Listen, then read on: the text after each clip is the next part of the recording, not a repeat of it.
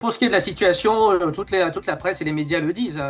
La queue que vous trouvez devant les stations essence, c'est ce qui est un peu évident quand on est dans la capitale. Quand vous allez à l'intérieur, c'est beaucoup plus compliqué, surtout pour les petites villes et voire les villages, où il y a carrément du blocus et que, notamment, comme c'est très mobile, ces troupes terroristes, on ne sait pas trop où ça se trouve. Je peux même vous raconter que pour beaucoup de structures, ils sont obligés d'avoir en fait une sécurité qui est donnée soit par l'État, donc les militaires FAMA font bien leur travail, et en même temps par des gens qui sont plutôt civils mais militarisés pour se protéger, surtout pour les camions. Malgré ça, vous l'avez dit, il y a eu quand même beaucoup de camions qui ont été incendiés.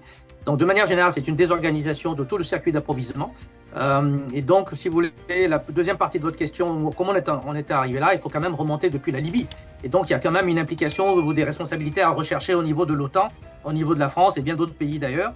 Malheureusement, moi, je pense qu'il faut aussi dire aujourd'hui, le chef historique du JNIM, hein, donc ce groupe que j'appelle moi mercenaire, terroriste et en même temps plutôt criminel, d'ailleurs un ancien Touareg malien d'ailleurs, qui était le leader d'Ansar Dine, pour moi serait plutôt sur le déclin et qui a eu au sein de ce JNIM un changement de direction avec justement une nouvelle tête qui est arrivée, apparemment plus jeune, Abdourahman al-Mauritani, ou certains l'appellent Abdou Hind al-Libi, il y a un certain nombre de noms.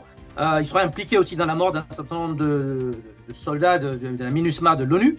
Donc c'est celui-là qui, je pense, veut démontrer qu'il a une capacité d'influence, voire de nuisance, en faisant bloquer tout le système. Alors quelque chose d'un peu, entre guillemets, nouveau, en tout cas qui réapparaît, c'est dans les revendications, il insiste que les femmes portent le voile.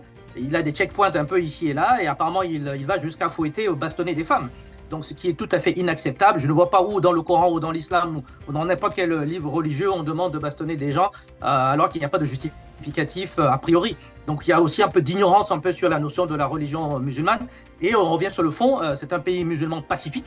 On ira dans les détails tout à l'heure. Je ne vois pas comment on va aller imposer à des gens pacifiques dans l'islam pacifique, plutôt soufiste, des règles qui sont en fait une forme de nouvelle colonisation, d'abord idéologique, mais colonisation territoriale. Donc ça pose le problème, qui est derrière ces gens-là? Qui c'est qui leur donne des armes? Comment ça se fait qu'ils ont les informations, les renseignements? Et je vais jusqu'à citer des gens comme Elon Musk, parce qu'il a des satellites, le Starlink, qui fonctionne, et ce Starlink, apparemment par des voies détournés de contrebande venant du Nigeria arrivent sur le territoire, sont récupérés ou achetés par ces gens du JNIM, et du coup, ils sont très, très, très mobiles et très agiles.